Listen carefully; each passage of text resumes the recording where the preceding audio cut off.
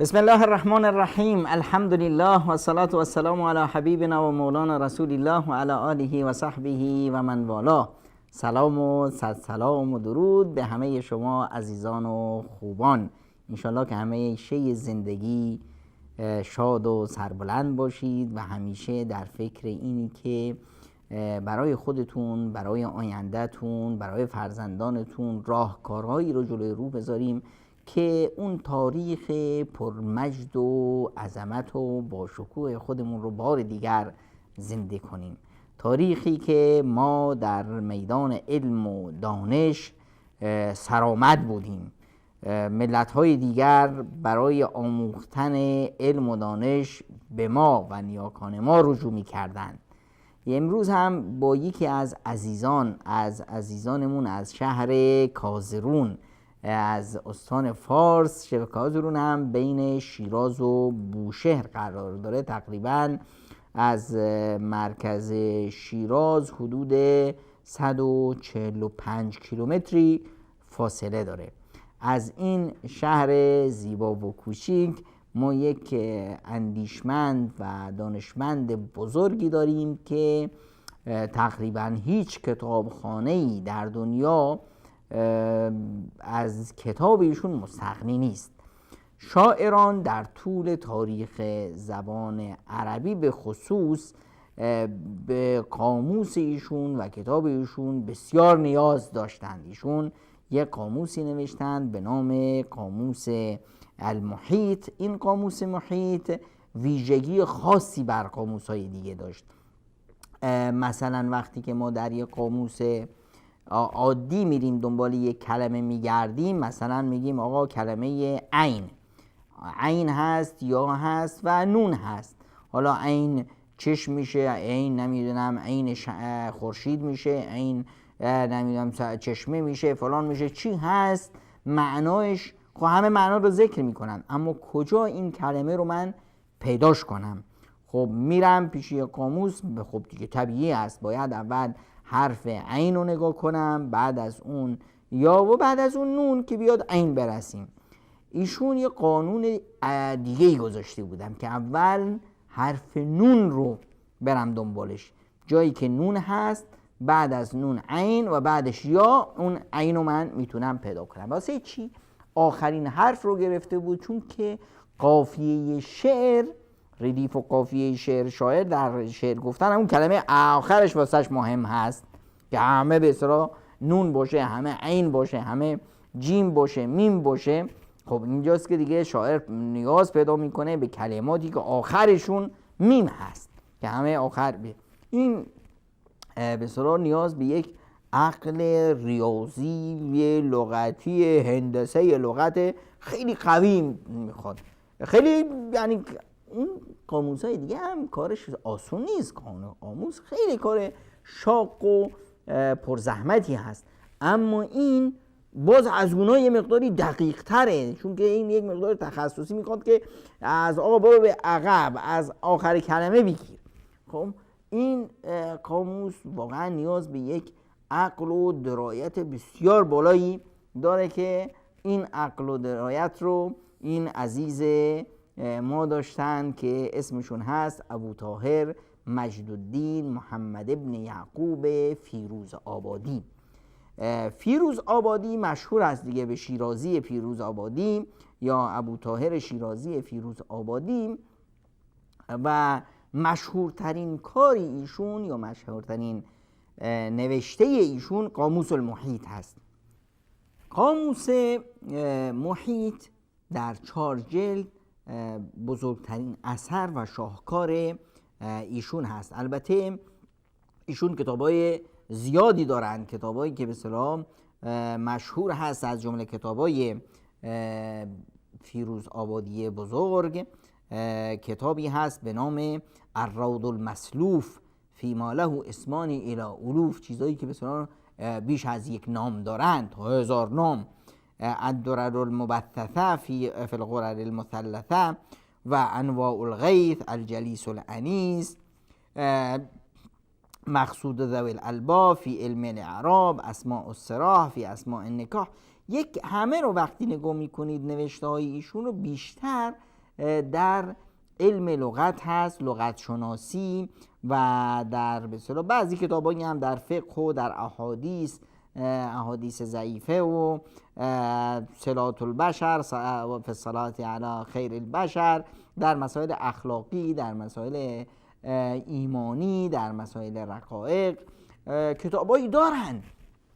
اما تخصص اصلی ایشون در قضیه زبان، زبانشناسی، علم لغت به معنای معاصر این علم، بسیار زبانشناسی بیشتر در این زمینه است. و مهمترین کتابی هم که دارن همونطور که اشاره شد القاموس المحیط و القابوس الوسیط الجامع لما ذهب من کلام العرب الشماطیط. این اسم کامل کتاب هست که به قاموس محیط به اصطلاح مشهور هست و ویژگی خاصش هم همین بود که به اصطلاح از آخر کلمه شروع میشه. و بعدها افرادی اومدن روی این کتاب چون خیلی مهم بود شرحش دادن این کتاب رو و خواستن بستش بدن، مثل کتاب اضاءة الراموس، اضافة الناموس علی اضاءة القاموس که این از علامه شمس الدین فاسی هست در مغرب. به اصطلاح امام محب الدین، امام زبان شناسی محب الدین ابی فضل حسینی واسطی زبیدی حنفی از قرن 13 یعنی متوفی سال 1200 یا متوفای 1205 هجری کتاب تاج العروس رو نوشتن در شرح این قاموس که تاج العروس من جواهر القاموس اسمش رو گذاشتن. حتی خطبه ای که ایشون در کتابشون ذکر کرده رو خیلی ها اومدن بعد از اون به اصطلاح شرح دادن و در مورد شرح اون خطبه کتاب ها نوشته شد. ایشون در موردشون می آوردن که خیلی انسان زیرک و خیلی انسانی بود که به علم و دانش خیلی بها میداد. واسه همین میگفتن از برنامه‌ای که برای خودشون در مسیر آموزش علم گذاشته بودند میفرمایند که من هیچ وقت سر به بالین نمیذاشتم مگر اینی که 200 خط رو حفظ کنم و به اصطلاح کتابخانه بسیار بزرگی داشتن و از مؤلفات ایشون میگن که ایشون بیش از 40 و اندی کتاب در زبان عربی و در تفسیر و در حدیث دارن که از جمله کتاب‌های ایشون، کتاب‌های مشهورشون کتاب سفر السعادت، سفر السعادت یا سفر السعادت هست که هم به فارسی در دسترس هست به نام سفر سعادت و هم به عربی. خود کتاب ایشون که قاموس باشه و به صورت شاهکار علمی ایشون شناخته میشه، این کتاب رو اومدن خیلی ها به فارسی برگردوندن که خیلی نیاز بود. آقای محمد یحیی قزوینی اومد ترجمان اللغت رو نوشت که در واقع ترجمه فارسی همین هست و این اشاره داره کتاب صاحب کتاب معیار اللغت در مقدمه کتابش که میگه که ایشون از کتاب به اصطلاح قاموس استفاده کردن برای ترتیب این قاموسشون آقای قزوینی برای که به اصطلاح کتاب خودشون رو درست بکنن. اعتماد بزرگش، اعتماد اصلیش روی کتاب قاموس بود. کتاب دیگه هم به اصطلاح امام لغت شناس به هر حال یه چیز زیبایی که به اصطلاح برخی از عزیزان شاید این رو متوجه نشده باشند و ندونن، اینی که همیشه یا به طور عموم زبان، هر زبانی توسط افراد خارج از اون زبان بیشتر خدمت میشه. یعنی مثلا که زبان عربی رو خب عربا نیازی نبود که بیان کتابایی برای نحو و صرف و بلاغت و اینا بنویسن اون وقتا که به اصطلاح عربی قوی بود. خب نیاز بود که چی؟ افرادی دیگه، فارس ها، ترک ها، هندی ها برای آموزش زبان عربی نیاز داشتند که به اصطلاح یک قواعد و مرامنامه های یا قالب بندی زبان رو کشف کنن. اونها نیاز بود که کتاب های بنویسن. واسه همینه که ما میبینیم مثلا بزرگترین لغت شناسان، بزرگترین علمای نحو و صرف و بلاغت، اینا یا از سرزمین ما هستند، یا از هند هستند، یا از ترکیه هستند، از خود عربا نیستند. و همچنین مثلا وقتی میخوایم ببینیم که بیشترین خدمت رو به زبان فارسی کی کرده، میبینیم که مثلا ترکا بهترین خدمت رو کردن، یا هندیا بهترین خدمت رو کردن در به اصطلاح نگارش زبان، قواعد و نگارش دستور زبان فارسی. بهترین ترجمات مثلا دیوان حافظ رو ما مثلا در ترکیه میبینیم، یا به اصطلاح خدمت هایی که به مثنوی شده در هند و پاکستان. اینا القابوس فی ترجمه القابوس، این ترجمه کتاب قاموس المحیط فیروزآبادی است به زبان فارسی که کی اینو ترجمهش کرده؟ حبیب الله قنوجی. حبیب الله قنوجی ایشون از سرزمین هند هستند، بهشون میگن قنوچی دهلوی، که ایشون به اصطلاح اومدن کتاب به اصطلاح قاموس محیط رو که فیروزآبادی به عربی گذاشتن، اینو به فارسی ترجمه کردن. القابوس فی ترجمه القاموس اسمش رو هم اینطور گذاشتن در زمان سلطان محمد شاه، و در سال 1147 این کتاب رو به اصطلاح تموم کردن ترجمهش رو. و بعد از اون به اصطلاح محمد حبیب الله اصفهانی قنوچی مشهور به دهلوی از علمای قرن 12 به دستور محمد شاه هندی نوه امیر تیمور گورکانی، ایشون به اصطلاح این کتاب رو ترجمه کردن. کتاب از بس که مهم بود و نیاز به اصطلاح زبانهای دیگه هم بود، به زبان ترکی آقای عاصم افندی این کتاب رو به اصطلاح ترجمه کردن به ترکی و اسمش رو هم گذاشتن الاقیانوس البسیط فی ترجمه القاموس المحیط، و به اصطلاح به ترکی هم ترجمه شد و به اصطلاح شرحش هم بعداً محمد مرتضی حسینی هندی زبیدی مصری به ترکی هم شرحش کردن. این کتاب به اصطلاح اهمیتش خیلی برای زبانشناسا همونطور که اشاره شد و به خصوص برای به اصطلاح شاعران خیلی حائز اهمیت بود و نیاز بود که به زبانهای دیگه به این جمله فارسی و ترکی ترجمه بشه که در همون زمانهای قدیم به ترجمه شد. فیروزآبادی در محضر علمای بسیار نامداری تحصیل کرده بودند، از جمله به اصطلاح علمای بزرگی که فیروزآبادی به خدمتشون حاضر شدند امام ابن حجر هستند، امام صلاح صفدی هستند، ابن عقیل به اصطلاح صاحب کتاب نحو و الجمال الاسنوی، از جمله به اصطلاح علما و اندیشمندانی هستند که فیروزآبادی در محضر ایشان کسب علم و فیض کردند.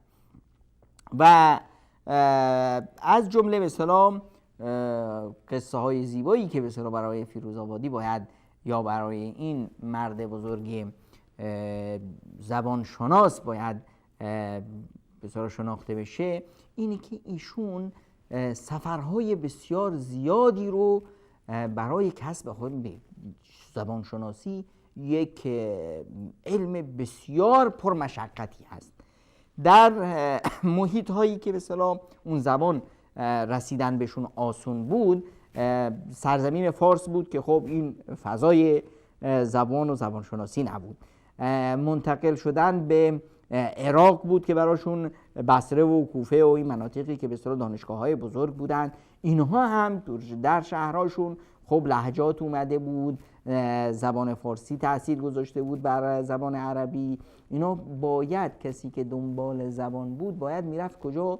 میرفت در روستاها و در جایی که عربهای اصیل زندگی میکنن که در اونجا با ملت‌های دیگر زیاد به اصطلاح قاطی نشده‌اند که اصول زبان رو یاد بگیرن. واسه همین هم بود که در اون زمانهای قدیم کسایی که میخواستن بچه‌هاشون خوب تربیت بشن از زبان، شناخت یک زبان برای یک شخصی که ما میخواییم در آینده یک عالم، دانشمند، اندیشمند بزرگی بشه، شناخت دقیق یک زبان خیلی مهم هست. بچه‌هایی که مثلا در محیط‌هایی زندگی میکنن که اونجا خوب زبان یاد نمیگیرن، زبان مادریشون رو مثلا خوب بهشون مادراشون باشون کار نمیکنن، مادراشون به اصطلاح دچار مثلا یک بیماری خود کمتربینی هستن. زبان مادری گفتن به خاطر اینکه مادر وقتی با بچهش حرف میزنه در واقع مادر عاطفه حرف میزنه، با احساسات حرف میزنه. اگه مادر بیاد به یه زبان دیگری غیر از زبان خودش حرف بزنه چه اتفاقی میفته؟ اتفاق اینه که اصلا مادر با عقلانیت مجبور حرف بزنه. پدر با بچهش به یه زبان دیگه حرف بزنه زیاد مهم نیست، خب بچه یاد میگیره، خوبه، یه زبان جدید یاد میگیره. اما مادر هیچ وقت نباید به غیر از زبان خودش با فرزندش حرف بزنه تا فرزند به اصطلاح خوب یه زبان که همون زبان مادری باشه. یه زبان رو بچه خوب یاد گرفت، قالب بندی زبان رو خوب یاد گرفت، زبان‌های دیگر رو یاد گرفتن براش آسون میشه. اما اگر نه، یه زبانی رو خوب یاد نگرفت، ابتدای زبانی که یاد گرفته به اصطلاح ضعیف بود، در آینده هیچ زبانی رو خوب یاد نخواهد گرفت و یک ادیب و یک دانشور بزرگی نخواهد شد. واسه همین اون قدیمی‌ها می‌گرفتن بچه‌هاشون رو می‌بردن تو روستاهایی که اونجا مردم به زبان اصلی فصیح خودشون حرف می‌زدن، می‌بردن اونجا رها می‌کردن تا مدتی به اصطلاح هم فضای روستا بود و به اصطلاح زیبایی طبیعت بود، هم صفا و صمیمیت روستاییان بود و هم هوای خوب بود و هم زبان اصیل. این رو یاد می‌گرفتن. نیاز بود افرادی مثل فیروز آبادی که به اصطلاح در کودکی این فرصت برایشون مهیا نشده بود و خودشون عرب نبودن، اینها نیاز بود که زحمت‌های بسیار مضاعفی رو متحمل بشن، برن به روستاها، به مناطق دوردست و اون به اصطلاح درس، اون به اصطلاح کتابی که اون وقتا نبود که خودشون باید تألیف می‌کردن بر زبان روستاییان، میرفتن خوب با دقت به حرفای اونا گوش می‌کردن، اینها رو مینوشتن. خود فیروز آبادی یک کتابخانه بسیار بزرگی داشت و هر جا هم میرفت، چون که عالم بزرگی بود، برجسته‌ای بود، همه امیران، همه استاندارا، شهردارای هر شهری از ایشون استقبال میکردن و هدایای زیادی به ایشون میدادن. یعنی از وضع اقتصادی یا درآمدش خیلی بالا بود، اما همه این درآمد رو صرف میکرد به چی؟ روی کتاب و نوشتن و اینا. چون وقتا دیگه به هر حال برگه ها که برگه های عادی نبود، قلم و کتاب ارزون نبود، خیلی به اصطلاح پرمشقت بود و خیلی هم گرون قیمت. و ایشون هم وقتی میرفتن چند تا شتر همیشه بار کتاب داشتن که هر جا که میرفتن کاروانسرای جایی اتراق میکردن، همه این کتاب ها رو پایین می آوردن و مشغول به اصطلاح بحث و پژوهش بودن. در واقع زبان شناسی یک پژوهش میدانی بسیار پرمشقتی بود که زبانشناسان اون زمان متحمل میشدن و فیروز آبادی این کار رو کردن که بعد تونستن این کتاب بزرگ رو تقدیم کنند. و زبانشناسا در واقع استفاده از قاموس زبان برای به اصطلاح دانش آموزا خیلی مهم است. چرا؟ چون که به اصطلاح ترجمه همیشه قاموس هایی که به اصطلاح دانشجو باید ازش استفاده کنه، این یک موضوعی هست که عزیزان باید به خصوص عزیزانی که میخوان بچه‌هاشون یا خودشون نویسنده ها، ادبا و زبانشناسای خوبی باشن، نباید هیچ وقت یک قاموس زبان مزدوج یعنی دو زبانه را استفاده کنند. عربی فارسی یا فارسی عربی به اصطلاح این یا انگلیسی فارسی، این رو به هیچ عنوان نباید استفاده کنند. باید قاموس تک زبانی رو استفاده کنند.